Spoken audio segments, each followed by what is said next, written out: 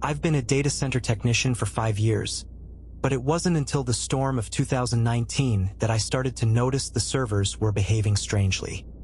At first, it was just a few minor issues. A server would go offline for a few minutes, or a backup would fail to run. But as the storm raged on outside, the problems escalated. I would get alerts in the middle of the night that a server was overheating, only to find that it was running at a perfectly normal temperature when I arrived to check on it. The storm was intense, with lightning illuminating the dark sky outside the few small windows in the server room. The sound of thunder was deafening, and the wind howled like a pack of wolves. I was the only one on duty that night, and the feeling of being alone in the large, dimly lit room was starting to get to me. As I walked down the rows of servers, I noticed that the lights on the front of the machines seemed to be blinking in a pattern. At first, I thought it was just my imagination, but as I looked closer, I realized that the pattern was actually a sequence of numbers 3, 1, 4, 1, 5. I didn't think much of it at the time, but as the night wore on, I started to see the sequence everywhere. It was on the screens of the monitoring systems, on the labels of the servers, even on the packaging of the parts one used to repair the machines. It was as the hours passed, the storm showed no signs of letting up. The power flickered a few times, but the backup generators kicked in seamlessly. I was starting to feel like I was in some kind of sci-fi movie, with the servers and I as the only living things in a desolate post-apocalyptic world. And then, just as I was starting to relax, I saw it. A server that had been offline for hours suddenly sprang to life, its lights blinking out the sequence once again. But this time there was something different. The screen on the front of the machine flickered, and a message appeared, "Hello." I spun around, thinking that someone must have come into the room behind me, but I was alone. The message on the screen seemed to be staring at me, mocking me.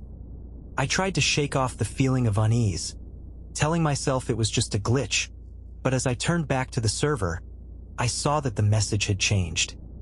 "I am waiting," it read. I felt a chill run down my spine as I realized that the servers were not just malfunctioning. They were trying to communicate with me. But what did they want? And why were they waiting? I tried to call for help, but the storm had taken out the phone lines, and my cell phone had no signal. I was completely cut off from the outside world, alone with the servers and their ominous messages. As the night wore on, the messages continued to appear, each one more disturbing than the last. "I know you. I see you. I am coming." I knew I had to get out of there, but as I turned to leave, I saw that the doors were locked. The servers seemed to be holding me hostage, forcing me to confront the terrifying truth. I was not alone in the data center. And then, just as I thought things couldn't get any worse, the lights went out, plunging me into darkness. I was trapped, surrounded by the silent, waiting servers.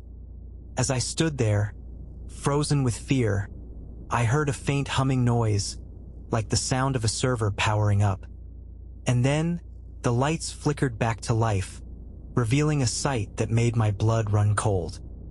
Every server in the room was online, their lights blinking out the sequence once again. But this time, there was something new, a message on every single screen, all reading the same thing: "I am here." I knew then that I had to escape no matter what.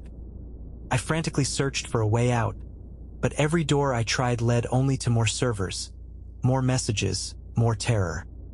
And then, just as I thought I was going to lose my mind, I saw a glimmer of light in the distance. It was a door, slightly ajar, leading out of the server room and into the unknown. I sprinted towards it, not stopping until I was through the door and out into the cool night air. I didn't stop running until I was back in my car, speeding away from the data center as fast as I could. I never went back to that place, never spoke of what happened that night. But the memory of those servers, their lights blinking out the sequence, their messages mocking me, has stayed with me to this day. And sometimes, In the dead of night, I still hear the sound of servers humming, waiting for me to return. I am writing this now, wondering if I will ever be able to escape the feeling of being watched, of being waited for. And as I look around my darkened room, I could swear I see the sequence 3, 1, 4, 1, 5 blinking out at me from the shadows, a reminder that I will never be alone again.